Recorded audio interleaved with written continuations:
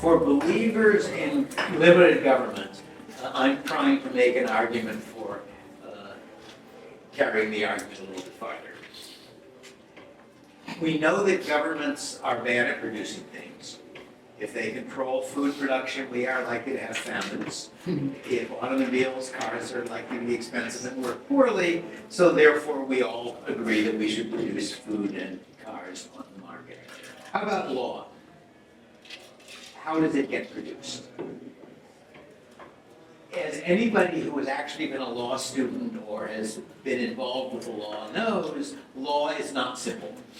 That it's easy to state sort of general principles. When you try to ask, how do you decide how much evidence is needed to convict somebody of a crime? What should be the penalty for a crime? How do you trade off the risk of convicting innocent people against the risk of acquitting guilty people? How do you interpret a contract when it's ambiguous? Creating a legal system is not a similar problem it's not an easier problem than building a car or growing food. If governments control the production of law, we can expect that the legal system will not be a very good one for the same reasons that we expect similar things to produce other things. So the question is there an alternative? And I want to argue that there is. In fact, I should say there is law that is currently produced on the market. If you think about an arbitration agency, for example, it has its own legal rules that determines how it arbitrates, though that's not what I'm going to be talking about. So,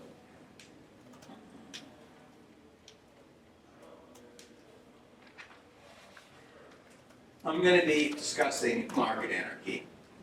And the way the system I want to imagine and analyze works is that private firms sell to their customers the service of protecting their customers' rights and settling their disputes.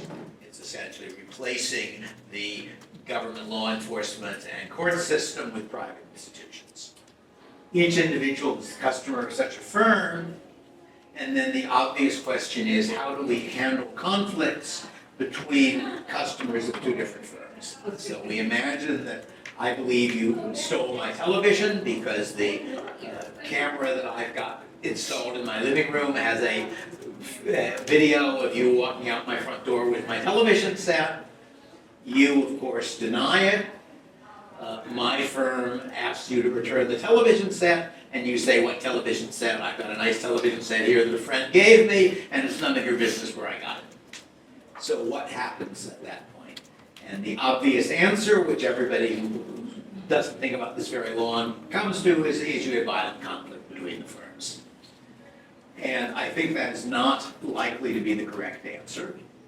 And the reason it's not likely to be the correct answer is that violence is bad business. That if we settle our conflicts by violence, we're going to have to pay our workers for the risk of getting shot. Our customers are unlikely to want a shootout out in their front yard. And most serious of all, it will not be predictable who will win. You would like a legal system where the innocent person wins, where if you've really stolen my television set, the system concludes you have, and if you haven't, it concludes you haven't. And that's not what you're going to get if it's just a matter of violence. It's cheaper for both firms to agree in advance to arbitrate, to agree to, on a private court, an arbitration agency, and agree that in any conflict between their customers, they will accept the private court's verdict. And now the question you ought to ask is, what enforces that agreement? Because in this world, there is no government to enforce contracts. And the answer is that what reinforces that agreement is what's sometimes referred to as the discipline of constant dealings. The fact that we're repeat players, and that if I don't accept the verdict when you win the case, you won't accept it when I do, and we're then back fighting each other, and we are losing our customers to more sensible firms. So that's why it's in our interest to keep the agreement to accept arbitration. Who makes the law? Where is the law coming from that's being enforced in this system? And the answer is that legal rules are a product which is being sold by arbitration agencies to rights enforcement agencies. That the arbitration agency sells its customers law in the sense that one of the things determining that the enforcement agencies that hire arbitration agencies want to know what legal rules those arbitration agencies will work under, as well as how quick they are, how expensive they are, and so forth. So the arbitrators want to offer the rules that the enforcers want, so they're customers, and the enforcers want to use the rule that their customers want, so they'll have customers. The easy case is a change that benefits, a legal change that benefits customers of both firms. Because pretty clearly, they will go to the arbitration agency and say, why don't you change your rule from A to B? Our customers like living under Rule B instead of more than under Rule A, and it will pay the arbitration agency to then change its rules accordingly. The hard case is a change that one of the enforcement agencies wants and the other doesn't. So the example that I use and when I originally wrote this stuff is the death penalty.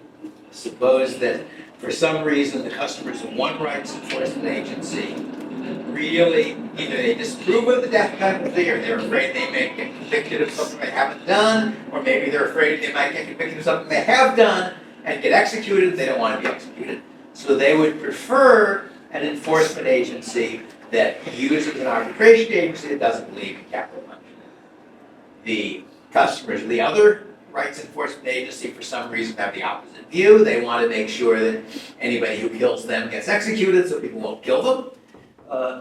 Therefore, they disagree on which rule they want. You can imagine that each enforcement agency does a little market research. And Agency A concludes that it is worth, that it can charge its customers $1 million a year more if it can guarantee that there's no capital punishment with customers of Agency B. Agency B does a similar research and concludes that it can charge its customers $500,000 more if it guarantees that there will be capital punishment in disputes with Company A. And in that case, Company A offers to pay Company B $750,000, say, to agree to its preferred rule. Or alternatively, more likely, it agrees that on some other issue where they disagree, it'll go along with the other company's rule. But you're essentially having negotiations in which it pays the two companies to agree on whatever rule change produces a net benefit. Even if one of them loses, it can be paid off by the other to get it. And you therefore end up with that legal rule that maximizes the benefit to the customers. And I'm oversimplifying a good deal for reasons which may be clear to any economists in the audience, but it's roughly right. So you end up with the pattern of legal rules that maximizes the total benefit to those the rules apply to. And that is what we refer to as economically efficient law. That is to say, economic efficiency, I don't know if you've used the term because lots of law streets don't approve of it, but basically it goes back to a discussion by Alfred Marshall a bit more than a century ago of how to define an economic improvement. And what Marshall says is imagine some change where you could find out how much each of the people affected would pay to have the change happen or have it not happen. And if you could find that out and summed the positive value for the people who wanted the change and the negative value for people who didn't, if the sum were positive, we call that an economic improvement. And that's the basis of what modern economists refer to as economic efficiency. So you improve efficiency if you have a change where the summed value to the people affected is positive, decrease it if it's negative. And I will, if people want to discuss it at some later point, discuss why that is or isn't a good criterion, but it's what we generally mean by efficiency in economics. And that's what this happens, this does. And as I say, if I wanted to, I could go to reasons why that's an approximate statement, but it'll do for the moment.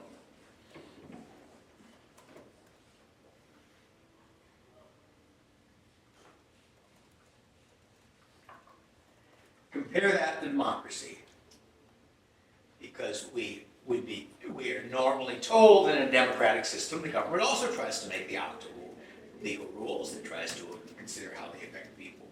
However, as I discussed a little earlier today, voters have no incentive to be well informed, since my vote does not determine what the law I'm under is or how well it's enforced. So why pay the cost of figuring out which is better? It is almost impossible to compare the alternatives. As you can see, I wrote this a while ago, but the basic point is that we don't get to see what a given year or 4 years would have been if the other candidate won. And therefore, we are in a poor position to make an evaluation. A lot of the way we compare alternatives is by actually looking at them, and we can't do that in this case. On the market, I can compare one car to another, or if we have the system I've described, the law and enforcement my neighbors gets to what I get. And it pays me to compare, because on the market, if I decide I want one car better than another, that's the car I get. If I decide I want one agency rather than another, that's the one I choose to be a customer of. So therefore, there is an incentive on the market to gather the information necessary to be a well-informed consumer. There is not a comparable incentive on the political system. Now, it isn't exactly like buying ordinary goods, because the law between you and me is the law between me and you. So we can't each get exactly what we want, but we can't have our preferences reflected in the bargaining of the firms we are customers of. Not only what we want, but how much we want it, which is what determines how much more the enforcement agency will be able to charge us if it gives us the law we want.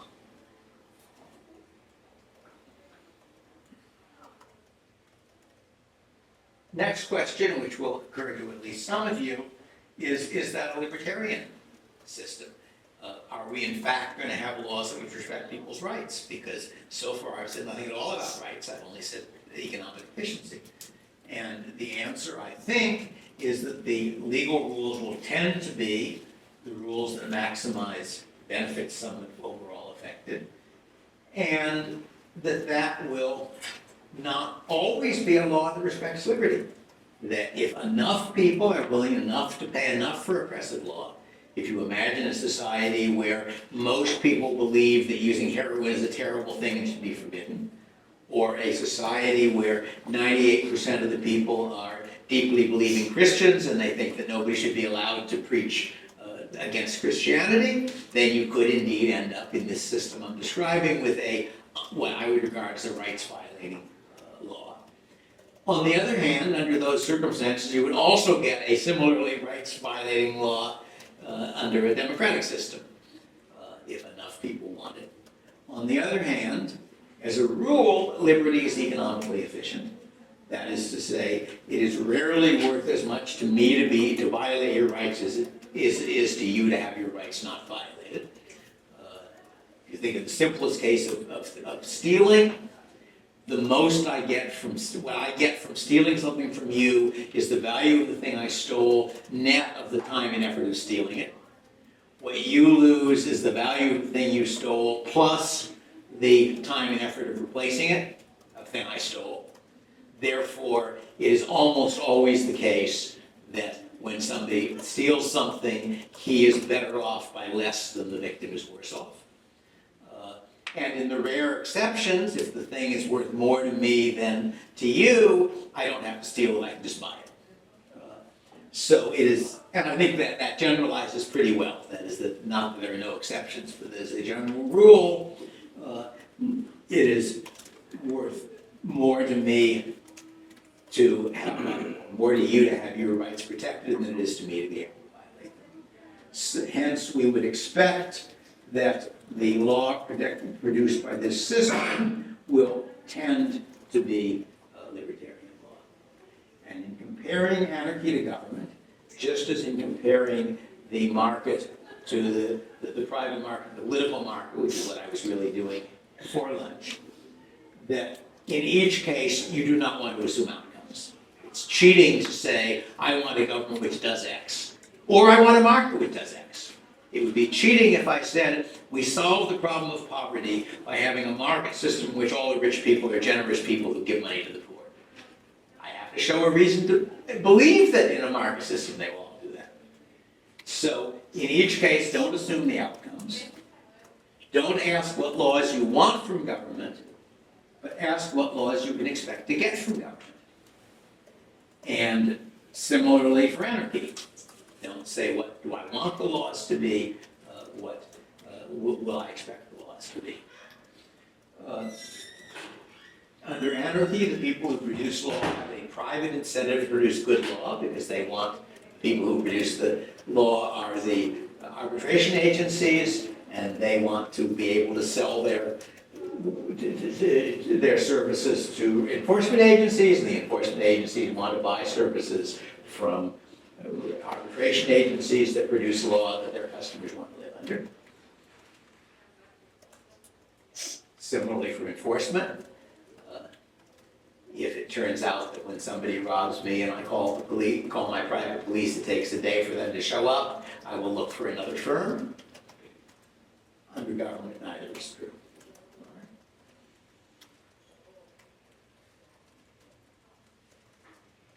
Next, what are possible problems with this system? And I think there are two reasons that what I'm describing might not work, two serious reasons. I'll go later into reasons why it might work imperfectly, but the two reasons that it might not work are, first, defense against nations. That national defense against nations, is a public good in the sense I defined before. That is to say, if I have anti-missiles shooting down Russian missiles headed at our cities, I can't distinguish between the ones that are going to kill somebody who's paid me for my services and the ones who kill somebody who hasn't. If I'm going to stop an invasion, I don't know where it's going, or I can't distinguish between the two neighbors, one of whom has paid me for my services protecting him and one of them hasn't. So private crime we can pretty much treat as a private good. As police, I can have a sign on my door saying, protected by Sure Death Incorporated, and so forth. So one problem is defense against nations, and I spend 2 chapters in my book, Machinery of Freedom, which is available as a free PDF on my webpage, discussing imperfect ways you might solve that problem. Basically, as I was saying before, there is no guarantee that we'll always be able to solve market failure, but there are sometimes clever ways you can, and I discuss some possible ways. So that's one reason why the system I'm describing might not work. Second reason is cartelization. Suppose that one rights enforcement agency says to another, look, selling our services is all very well, but wouldn't it be more profitable to behave like governments? So I'll agree not to accept your customers if they want to shift to me, and you agree not to accept my customers if they want to shift to you. And if all of the agencies make that kind of agreement, then you no longer have a competitive system. You've in effect reinvented government. And it might be a worse government than we have. There's no way of predicting that. Whether that happens is largely going to depend on how many rights enforcement agencies there are. That if there are 2 or 3, it is reasonably practical for them to, as it were, solve their public good problem, which is how to reinvent government, which is going to benefit them by, I'll do part of it, you do part of it. If there are 100, then they face the usual problems of coordinating 100 people, and if 2 of them agree to that, all their customers go off to a 3rd one, and a 4th one, and a 5th one, and so forth. So that one of the critical questions in how well the system works is going to be whether it turns out in economic equilibrium that you have a small number or a large number of rights enforcement agencies. The second problem that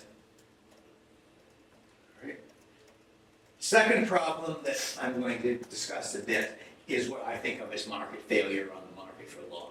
Ways in which, just as the ordinary market does not always produce the right thing, the market for law might not.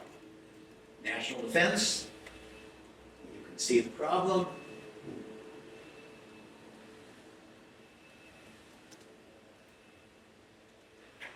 Might be charity, might be indirect benefits. For example, my web page is a public good. I have all this free information I put up, but I get various benefits from it. For example, I get invited to come down to Pasadena and give talks to people. I sell copies of the print versions of my books. I get invited to go to Prague and give talks to the people. That's going to be in another month or two, and so forth. So, month and a half, I guess. And of course, I make the world a better place, which benefits me as well as other people. So there are indirect benefits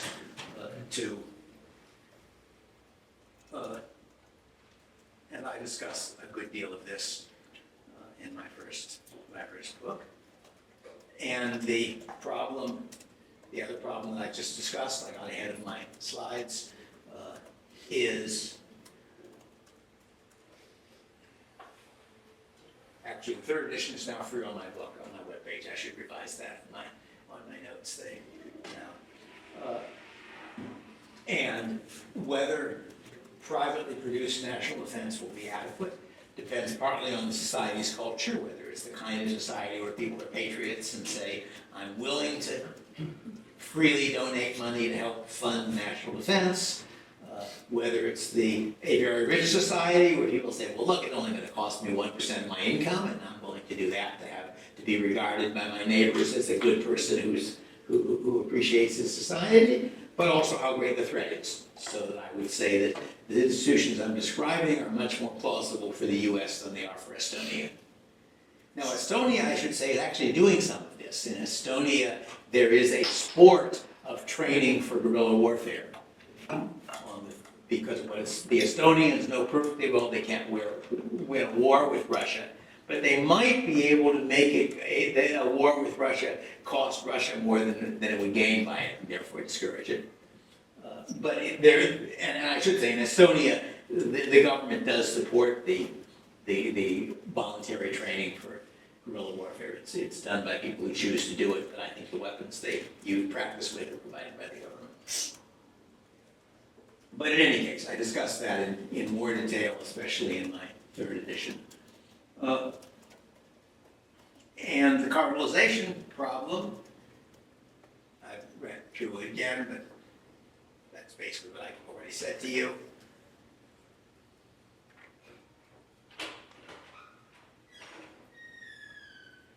I assume people are familiar with the term economies of scale.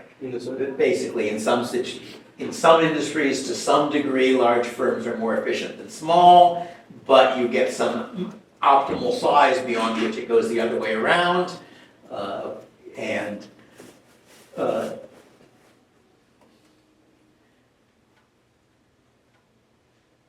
Allocation versus distribution is a point which had not occurred to me when I wrote the book, and was pointed out to me by Jim Buchanan when he wrote the question that I had not thought about is, I showed that there was reason to expect the two agencies to agree on rules that maximize the net benefit, but I didn't say who has to pay. That is the default rule that we don't have capital punishment, and therefore if you want capital punishment, you have to pay, your agency has to pay me, or is the default rule that we do in the other way around? And James Buchanan wrote what I like to refer to as the one good review that my book ever got, because my definition of a good review is not a review that likes me, it's a review that makes me think. And I didn't really get around to answering or to responding to his critiques until the third edition, by which time I think Jim was no longer alive, unfortunately. But why does it matter? It matters because it's one of the things that might affect the economies of scale. Because even if there are no economies of scale in protecting rights, there might be economies of scale in threatening another firm with what will happen if there's violence between them in order that they'll agree to pay you off instead of you having to pay it off. All right. So if the agencies can't agree on a court, they end up in violent conflict, which is bad for both of them. But it's not equally bad for both of them. It is worse for the one that's less good at violence. So there's going to be some reason, some tendency for the stronger agency to agree to the efficient rules, even if its customers don't prefer them in exchange for side payments. Yep. I have a comment. This sounds kind of like a return to the state of nature, but we're a little more organized. And being in the state of nature, aren't we automatically at each other's throats? No, I actually, at the beginning of the third edition, at the beginning of the new material in the third edition, I have my response to Hobbes. Okay, I'll make sure to buy the book. Which is a poem. The poem? It is a poem. Oh, I love that. Each section of the Machinery of Freedom starts with a poem. Oh, okay. Man, good taste. So you can see the logic of the argument suggests that one advantage of being the stronger of the two agencies is that you have to be paid to go along with what they want, and they don't have to be paid to go along with what you want. So you still want to bargain to the efficient outcome. The only question is who has to pay the side payments.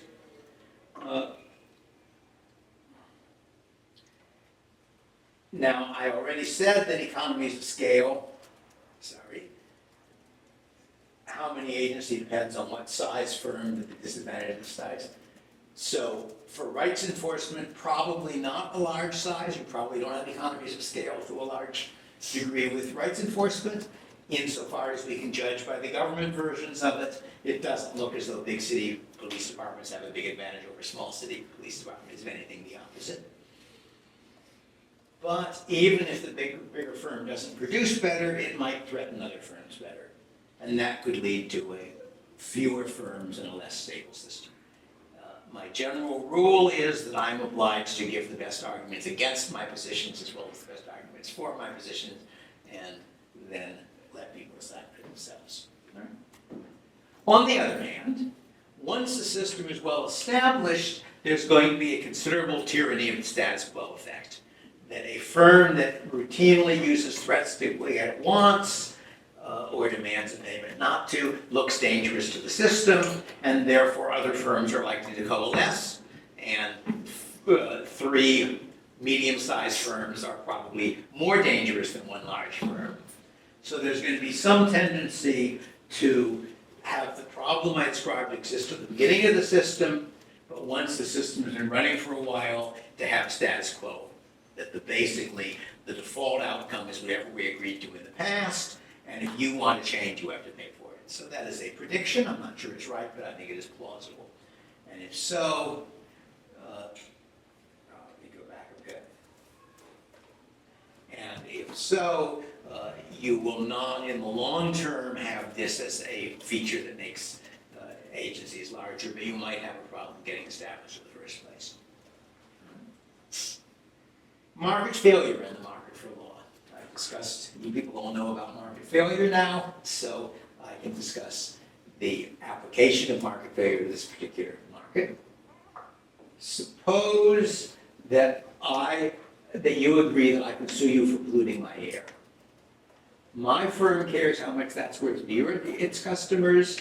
Your firm cares how much it costs its customers, but neither cares about the effect of that rule on the customers of other firms. So if the fact that that my rights enforcement agency agrees, no, if yours agrees that I can sue you for polluting my air, the result is that you will produce less pollution because you will avoid being sued unless it's really unless it's really hard to prevent the pollution, in which case you'll pay me.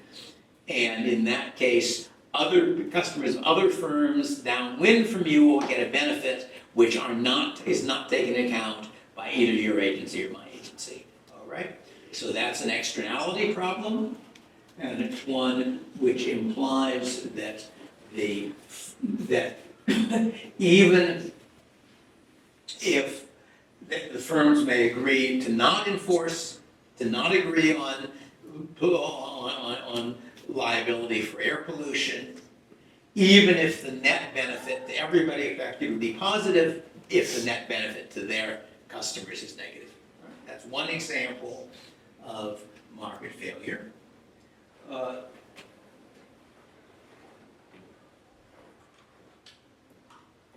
May I ask a question? Yeah, sure. So in this market for law, what is its base, common law or civil law? Don't know. You might as well ask me, if we have a free market producing automobiles, we'll produce front-wheel drive, rear-wheel drive. Interesting. Well, I asked that question. What I'm claiming is only that it will tend to produce economically efficient law. And I don't know if it would be based on civil law, if it would be based on common law, or based on some third system. Interesting. Have any of the theorists attacked that problem of, in this free market, do we do things based on precedent, or do we establish a time and go, oh, okay? I haven't. Sounds like I got a book to drop. But something I may or may not discuss, depending on how much time I have, is historical examples of systems somewhat like this. Interesting. But those mostly, I think, had a traditional set of laws rather than a formal system for making law. Well, one exception actually did have a formal system like this. Interesting. Anyway. Thank you. I appreciate it.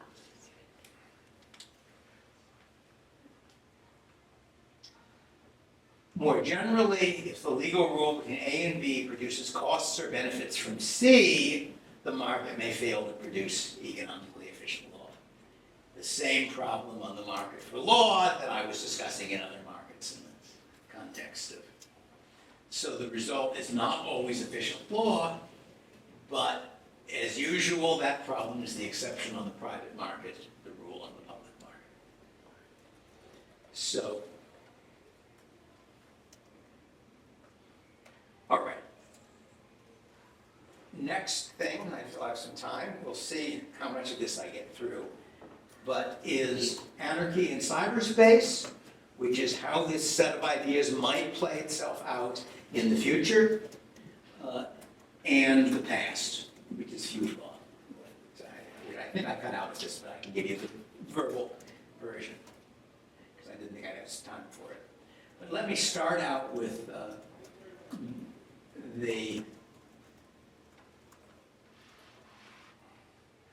how many of you are familiar with public key encryption? All right. It is one of the more important technological breakthroughs of the last century. Basically, it provides a way in which two parties can communicate such that no third party, even if he intercepts their messages, can read them. And the critical thing is that and the two parties don't have to know each other. The critical thing is that you can use a mathematical procedure to produce one mechanism for encrypting your message, one for decrypting it, and you can't deduce the decrypting method from the encrypting method. So that means that I can create a public key, which is the key for encrypting messages to be sent to me. Make that public. I tell everybody in the world what my public key is. I keep my private key secret, and now anybody in the world can send me messages that the FBI can't read, even if they get them. I'm not going to any of the details, but that's the basic logic of what public key encryption does. That makes possible a world where all communication is private, where nobody knows who pays whom what, because you can use these technologies to get, well, in principle, you can use them to get entirely private online payments. I'll discuss a little bit more of that probably tomorrow. And you can't even observe who is talking to whom if you really don't want people to. One of the methods that law enforcement uses is to say, so-and-so is a suspicious character, let's investigate all the people he's been talking to. The solution to that is what's referred to as an anonymous remailer. You have a program which you have a site.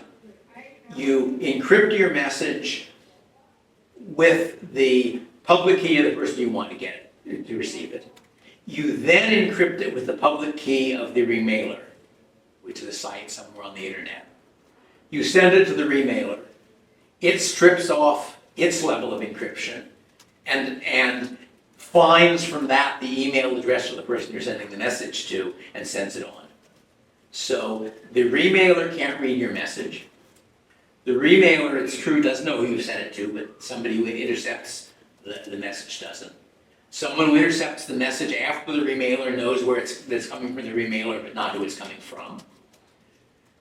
Now, you might say, but what if the remailer is working for the FBI? That's all right, because the email address that I've put on my message is not really the email address of the recipient. It's the email address of the next remailer. So you bounce it through 10 remailers, each of them stripping off one level of encryption. Then the last one sends it on. And unless all 10 of them are working for the same bad guy, there is no way of tracing who you're talking to. This is a very brief discussion of something I've written up at much greater length, and you can, if you look hard enough, find it online, find it on my webpage. So that is what is possible with public key encryption. It is hard to tax or regulate things you can't see. So the conclusion is, you usually have the problem of how do you enforce contracts, but the answer is that you can do that.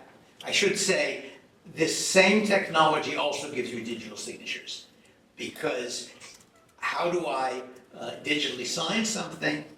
I encrypt it with my private key, and it then gets decrypted with the public key.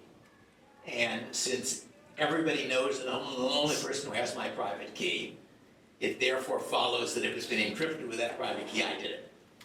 So you have a way of, without ever interacting with people, knowing, being able to prove that somebody agreed to something.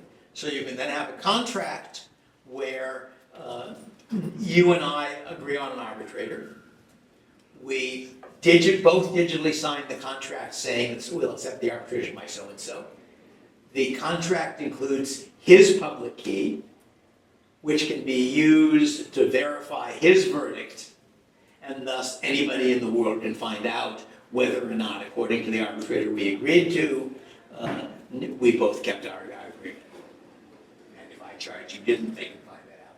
So it is a way in which you can do contract enforcement using reputation, using the fact that if somebody is known not to keep his contracts, other people don't want to do business with him.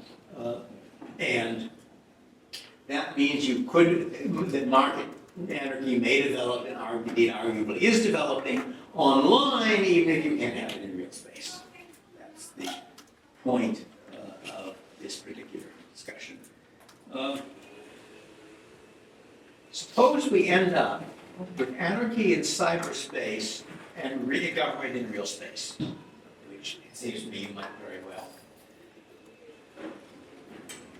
In a world where most stuff happens online, if we imagine a future where that is true, people mostly work online, mostly buy digital goods online, mostly socialize online in virtual reality.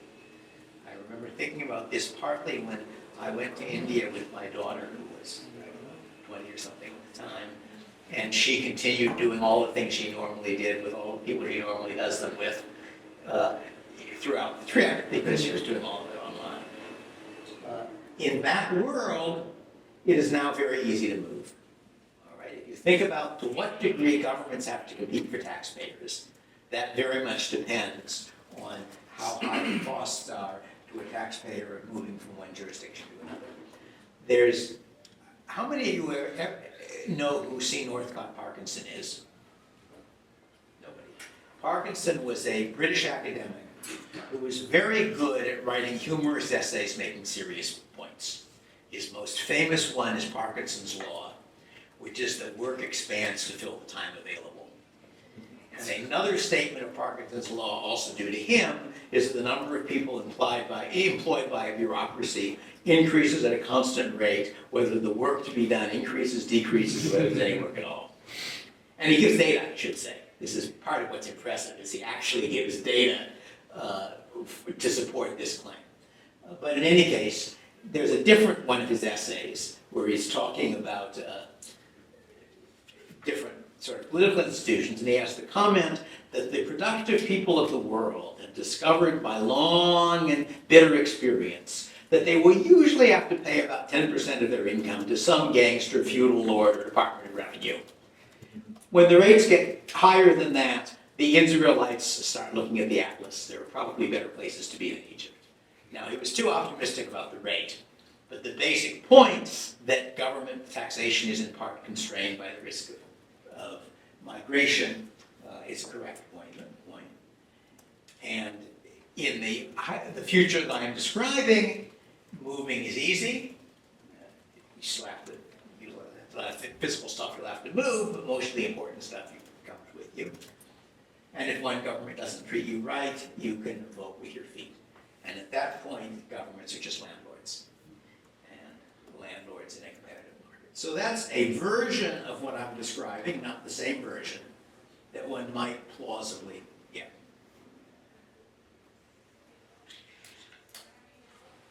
When I was doing my research for my most recent nonfiction book, which is Legal Systems Very Different from Ours, I discovered that I had reinvented the wheel.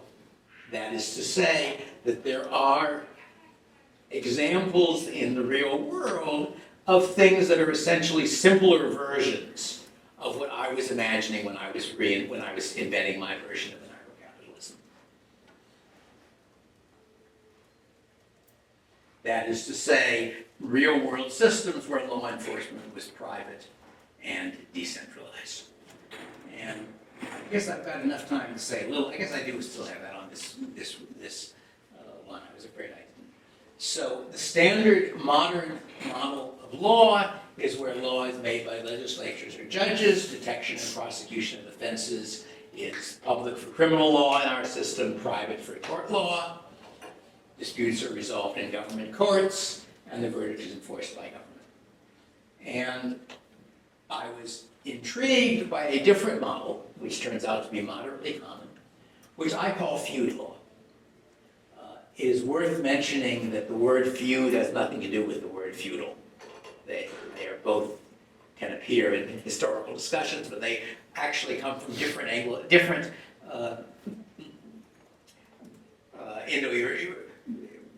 Indo-European root words. And I want to claim that feud law was private and decentralized. It was historically common. It's arguable that most legal systems started that way. I discussed that some in my book. And in some forms it still exists. Logic of feud law. If you wrong me, I threaten to harm you unless you compensate me. That's the guts of the system. And that then raises a number of problems in order for it to work. One of the things it needs is some mechanism so that it's easier for me to threaten you if you really have wronged me than if you haven't. Some mechanism so that right makes might. Furthermore, when I threaten to harm you if you don't pay me off for the damage you did to me, your response is, well, I'll harm you if you do that. So you need some way, some commitment mechanism, some reason why my threat to you is believable. Think about the fact that in most conflicts, both sides are worse off. So if it's believable, this is relevant to Trump's tariff policy, for example, it is conceivable, though not very likely, that Trump actually knows that American tariffs are bad for America. But he says they're also bad for the countries we have tariffs against, and maybe if I threaten to hurt them while hurting me, they'll stop what they're doing. All right, so that's a possibility. So you need a commitment mechanism that will make the threat believable even when it's costly to carry it out. And indeed, ideally, you'd like a commitment mechanism that lasts through death. You'd like some way that the person you're threatening can't say, all right, I'll kill you, and that finishes the matter. You also need a mechanism to protect those who are too weak to believably threaten retaliation. And you need some way of ending feuds, because you can imagine situations where it is a back and forth, I'll threaten you, you threaten me, and so forth. Let me start with right makes might. Saga period Iceland. There was a legislature and laws and courts. However, what there was not is any, oh, sorry, I guess didn't remember what I had on this.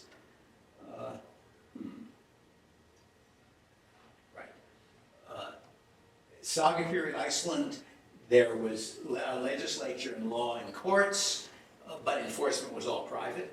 So basically, once I had won my verdict,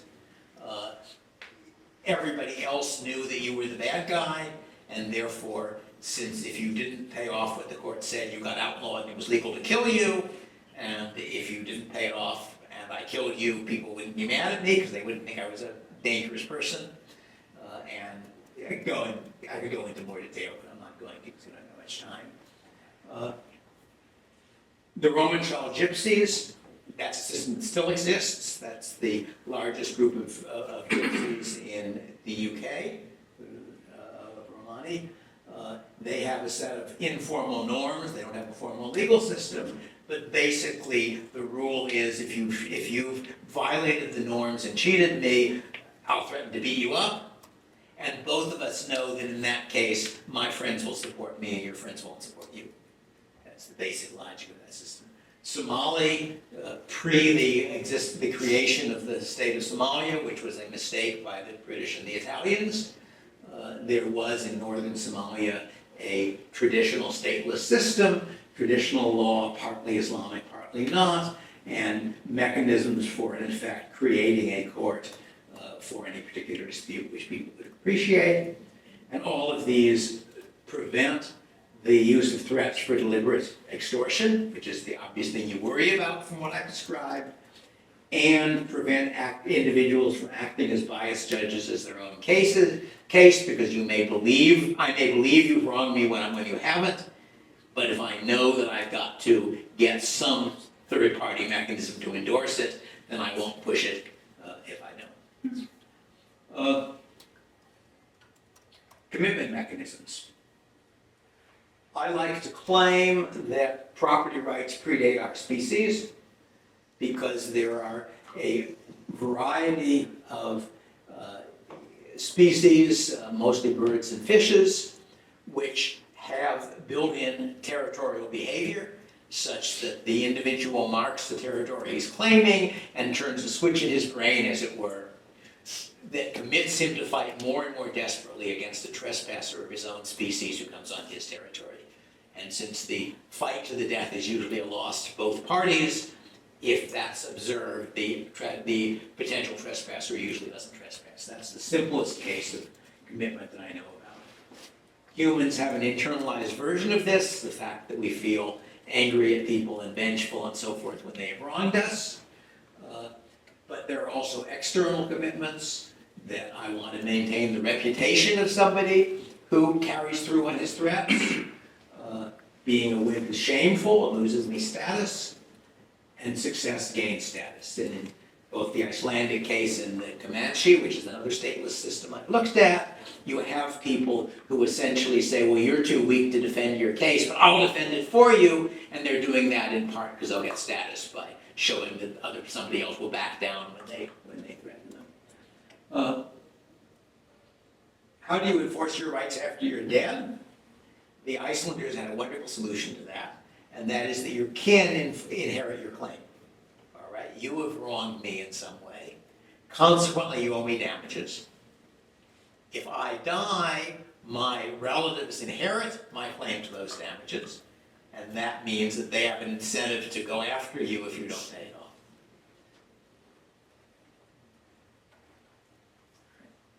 off. The Somali system, you've got a pre-existing group of people who you were a member of, who have all contractually agreed that they get a share of the damages you collect and have an obligation to help your side of the feud if it occurs.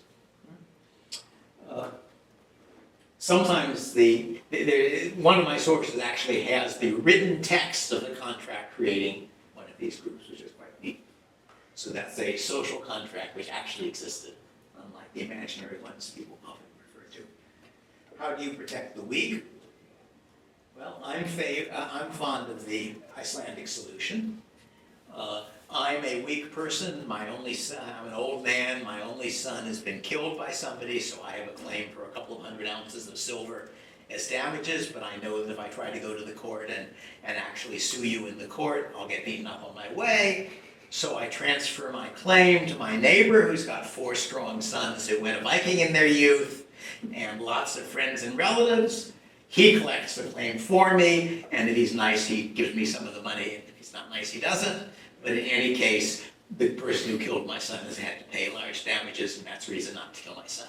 That's my favorite example of that particular solution to that problem. And the Somali one is the Dia paying group, a group formed by a mix of kinship and contract, whose members share the right to collect damages and the obligation to enforce claims. I'm running out of time, so termination of feud. What happens if I think you wronged me and you disagree? Then you refuse to pay damages, I harm you, and you now think that I wronged you, and so forth and so on, and back and forth. And that's what people imagine. And the Icelandic solution, the Icelandic one solution is that if my retaliation injures somebody who is an outlaw, I owe damages to him or his heirs. So if I ignore the court verdict, it gets expensive, and the coalition against me expands. It's expensive if I pay off for damage of people I hurt, and if I don't, their relatives join the coalition against me. Icelandic 2, the two of us agree on somebody who's powerful and has a good reputation as an arbitrator, and we promise to accept his ruling. If he rules against me and I accept, I don't look like a wimp, and therefore I can afford to accept it even though I think I'm in the right. And if I don't accept, he joins the coalition against me, which is why we picked somebody who was powerful. Most feuds terminated quickly by court verdict or arbitration. Somali, it's ad hoc courts, local enforcement of verdicts, and one thing I'm particularly fond of was at one point when too many people were getting killed in feuds, the tribes that both of them, the people were involved with, agreed to raise the damage payment for killing. Raise the price of killing and you get less killing, which I thought was rather neat. Oh, sorry, I just went through that. I didn't realize. I think I'm out of time, so I've got evidence that something that looks like feudal law underlies lots and lots of legal systems, including ours, including Jewish law. I don't have good evidence on Chinese law, and so forth. Islamic law, Roman law, relevant to market anarchy. It doesn't prove that what I propose would work in a modern society, but it does show that law and law enforcement can be privately produced, and suggests ideas of the problems that exist and how they might be solved. And that's the book. Thank you.